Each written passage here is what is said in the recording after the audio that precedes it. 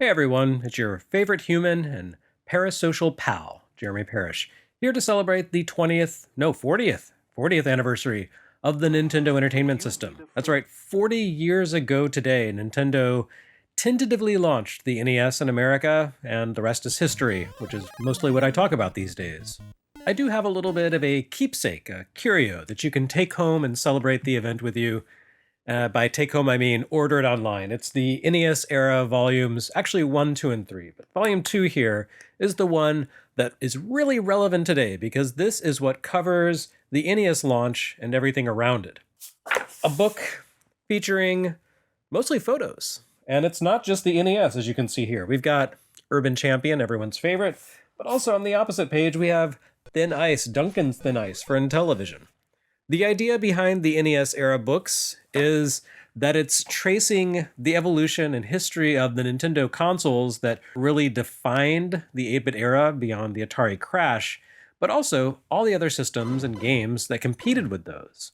Like I've said before, if you were a kid in the 1980s and you went to the store, you didn't just see NES games. You saw Atari games, you saw Sega games, you saw Intellivision games. And you looked at your meager allowance and you said, what can I buy with this? What should I buy with this? The NES Era is really kind of celebrating that conundrum. And as I'm sure you've noticed from the way I've struggled to show these off and hold them, these are oversized books. These are proper coffee table books. You put these down, they're going to fill up your coffee table.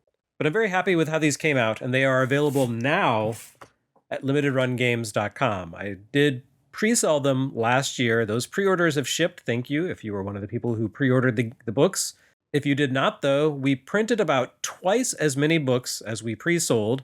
I would like to follow up on these. They've been pretty successful so far. So I'm already working on volume 4, which takes us into the 16-bit era. So whether you get one of these, all 3 of these, however you choose to go about it, I highly recommend it. They're a great, in my opinion, photo documentary representation of actual video game history.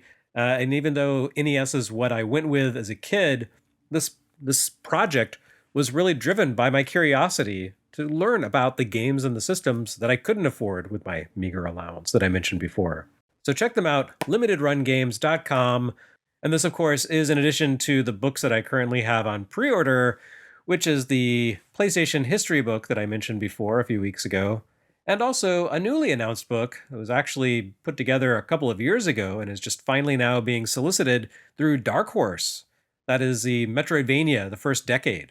Metroidvania, the First Decade will be in your hands at the beginning of March, so you have some time to pick that up too. I don't know what to tell you. I really like making books. It's fun. I love it.